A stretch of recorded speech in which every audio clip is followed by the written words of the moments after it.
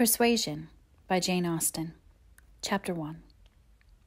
Sir Walter Elliot of Kellynch Hall, in Somersetshire, was a man who, for his own amusement, never took up any book but the Baronetage, where he found occupation for an idle hour and consolation in a distressed one.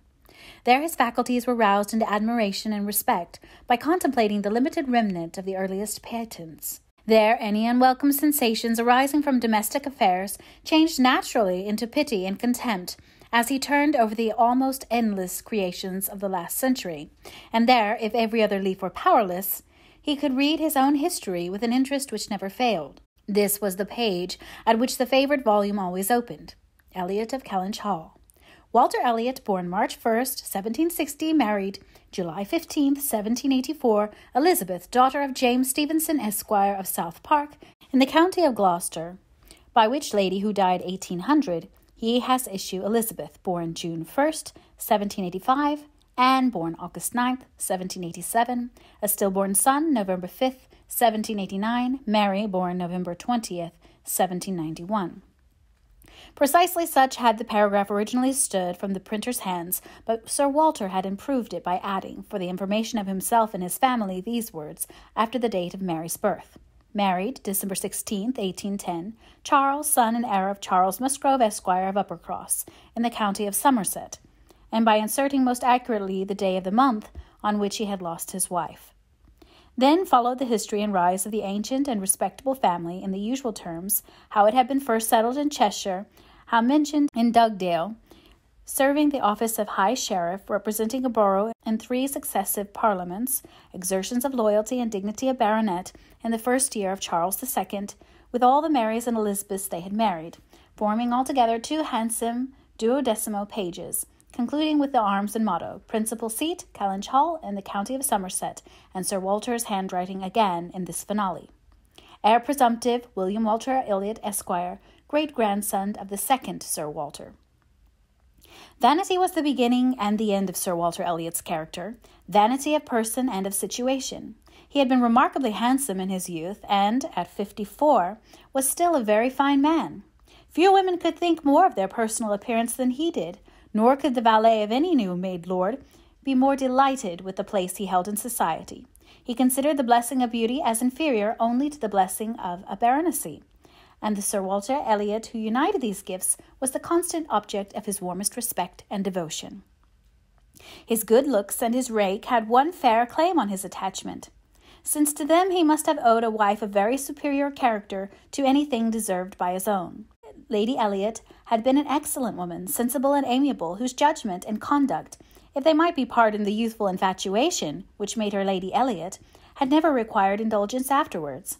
She had humoured or softened or concealed his failings and promoted his real respectability for 17 years, and though not the very happiest being in the world herself, had found enough in her duties, her friends, and her children to attach her to life and make it no matter of indifference to her when she was called on to quit them.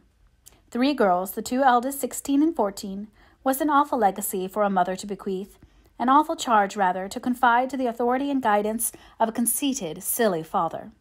She had, however, one very intimate friend, a sensible, deserving woman, who had been brought by strong attachment to herself to settle close by her in the village of Kellynch, and in her kindness and advice Lady Elliot mainly relied for the best help and maintenance of the good principles and instructions which she had been anxiously giving her daughters.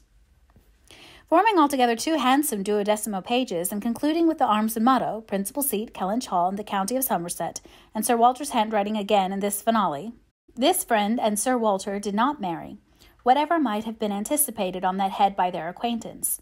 13 years had passed away since Lady Elliot's death, and they were still near neighbours and intimate friends, and one remained a widower, the other a widow. That Lady Russell, of steady age and character, and extremely well provided for, should have no thought of a second marriage, needs no apology to the public, which is rather apt to be unreasonably discontented when a woman does marry again, than when she does not. But Sir Walter's continuing in singleness requires explanation. Be it known, then, that Sir Walter, like a good father, having met with 1 or 2 private disappointments and very unreasonable applications, prided himself on remaining single for his dear daughter's sake. For one daughter, his eldest, he would really have given up anything, which he had not been very much tempted to do, Elizabeth had succeeded at 16 to all that was possible of her mother's rights and consequence, and being very handsome and very like himself, her influence had always been great, and they had gone on together most happily. His 2 other children were of very inferior value. Mary had acquired a little artificial importance by becoming Mrs. Charles Musgrove, but Anne, with an elegance of mind and sweetness of character which must have placed her high with any people of real understanding, was nobody with either father or sister. Her word had no weight. Her convenience was always to give way. She was only Anne. To Lady Russell, indeed, she was a most dear and highly valued goddaughter, favourite and friend. Lady Russell loved them all, but it was only in Anne that she could fancy the mother to revive again. A few years before, Anne Elliot had been a very pretty girl, but her bloom had vanished early, and, as even in its height her father had found little to admire in her, so totally different were her delicate features and mild dark eyes from his own. There could be nothing in them, now that she was faded and thin, to excite his esteem. He had never indulged much hope. He had now none of ever reading her name in any other page of his favourite work. All equality of alliance must rest with Elizabeth, for Mary had merely connected herself with an old country family of respectability and large fortune, and had therefore given all the honour and received none. Elizabeth would, one day or other, marry suitably. It sometimes happens that a woman is handsomer at 29 than she was 10 years before, and generally speaking, if there has been neither ill health nor anxiety, it is a time of life at which scarcely any charm is lost. It was so with Elizabeth, still the same handsome Miss Elliot that she had begun to be 13 years ago, and Sir Walter might be excused, therefore, in forgetting her age, or at least be deemed only half a fool for thinking himself and Elizabeth as blooming as ever, amidst the wreck of the good looks of everybody else, for he could plainly see how old all the rest of his family and acquaintance were growing. Anne haggard, Mary coarse, every face in the neighbourhood worsting, and the rapid increase of the crow's foot above Lady Russell's temples had long been a distress to him. Elizabeth did not quite equal her father in personal contentment. 13 years had seen her mistress of Kellynch Hall, presiding and directing with a self-possession and decision which could never have given the idea of her being younger than she was. For 13 years had she been doing the honours and laying down the domestic law at home and leading the way to the chase and four and walking immediately after Lady Russell out of all the drawing-rooms and dining-rooms in the country. 13 winters revolving frosts had seen her opening every ball of credit with a scanty neighbourhood afforded, and 13 springs shone their blossoms as she travelled up to London with her father for a few weeks' annual enjoyment of the great world. She had the remembrance of all this. She had the consciousness of being 29 to give her some regrets and some apprehensions. She was fully satisfied of being still quite as handsome as ever, but she felt her approach to the years of danger, and would have rejoiced to be certain of being properly solicited by baronet blood within the next 12-month or 2. Then might she again take up the book of books with as much enjoyment as in her early youth. But now she liked it not. Always to be presented with the date of her own birth and see no marriage follow but that of a youngest sister made the book an evil. And more than once, when her father had left it open on the table near her, had she closed it with averted eyes and pushed it away. She had had a disappointment, moreover, which that book, and especially the history of her own family, must ever present the remembrance of. The heir presumptive, the very William Walter Elliot, Esquire, whose rights had been so generously supported by her father, had disappointed her. She had, while a very young girl, as soon as she had known him to be, in the event of her having no brother, the future baronet, meant to marry him, and her father had always meant that she should. He had not been known to them as a boy, but soon after Lady Elliot's death, Sir Walter had sought the acquaintance, and though his overtures had not been met with any warmth, he had persevered in seeking it, making allowance for the modest drawback of youth, and in one of their spring excursions to London, when Elizabeth was in her first bloom, Mr. Elliot had been forced into the introduction.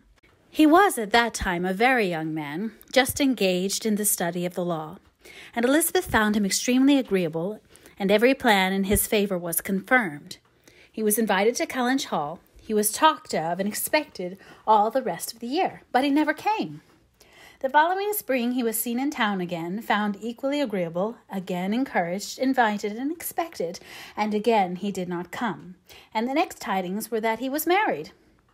Instead of pushing his fortune in the line marked out for the heir of the house of Elliot, he had purchased independence by uniting himself to a rich woman of inferior birth. Sir Walter had resented it, As the head of the house, he felt that he ought to have been consulted, especially after taking the young man so publicly by the hand.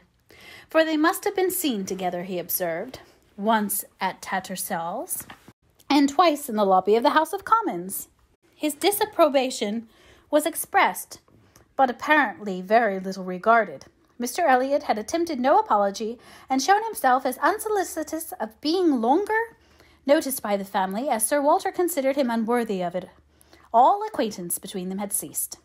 This very awkward history of Mr. Elliot was still, after an interval of several years, felt with anger by Elizabeth, who had liked the man for himself, and still more for being her father's heir, and whose strong family pride could see only in him a proper match for Sir Walter Elliot's eldest daughter.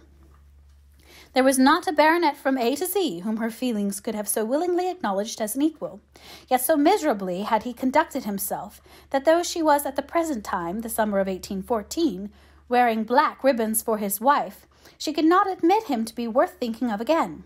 The disgrace of his first marriage might perhaps, as there was no reason to suppose it perpetuated by offspring, have been got over, had he not done worse. But he had, as by the customary intervention of kind friends, they had been informed, spoken most disrespectfully of them all, most slightingly and contemptuously of the very blood he belonged to, and the honours which were hereafter to be his own. This could not be pardoned. Such were Elizabeth Elliot's sentiments and sensations, such the cares to alloy, the agitations to vary, the sameness and the elegance, the prosperity and the nothingness of her scene of life, such the feelings to give interest to a long, uneventful residence in one country circle, to fill the vacancies which were no habits of utility abroad, no talents or accomplishments for home to occupy. But now another occupation and solicitude of mind was beginning to be added to these. Her father was growing distressed for money. She knew that when he now took up the baronetage, it was to drive the heavy bills of his tradespeople and the unwelcome hints of Mr. Shepherd, his agent, from his thoughts. The Kellynch property was good, but not equal to Sir Walter's apprehension of the state required in its possessor. While Lady Elliot lived, there had been method, moderation, and economy, which had just kept him within his income. But with her had died all such right-mindedness, and from that period he had been constantly exceeding it. It had not been possible for him to spend less. He had done nothing but what Sir Walter Elliot was imperiously called on to do. But, blameless as he was not only growing dreadfully in debt, but was hearing of it so often that it became vain to attempt concealing it longer, even partially from his daughter. He had given her some hints of it the last spring in town. He had gone so far even as to say, "Can we retrench? Does it occur to you that there is any one article in which we can retrench?" And Elizabeth, to do her justice, had in the first ardour of female alarm set seriously to think what could be done, and had finally proposed these two branches of economy: to cut off some unnecessary charities, and to refrain from new furnishing the drawing-room. To which expedients she afterwards added the happy thought of their taking no present down to Anne, as had been the usual yearly custom. But these measures, however good in themselves, were insufficient for the real extent of the evil, the whole of which Sir Walter found himself obliged to confess to her soon afterwards. Elizabeth had nothing to propose of deeper efficacy. She felt herself ill-used and unfortunate, as did her father, and they were neither of them able to devise any means of lessening their expenses without compromising their dignity, or relinquishing their comforts in a way not to be borne. There was only a small part of his estate that Sir Walter could dispose of. But had every acre been alienable, it would have made no difference. He had condescended to mortgage as far as he had the power, but he would never condescend to sell. No, he would never disgrace his name so far. The Kellynch estate shall be transmitted whole and entire as he had received it. Their two confidential friends, Mr. Shepherd, who lived in the neighbouring market town, and Lady Russell, were called to advise them, and both father and daughter seemed to expect that something should be struck out by one or the other to remove their embarrassments and reduce their expenditure, without involving the loss of any indulgence of taste or pride.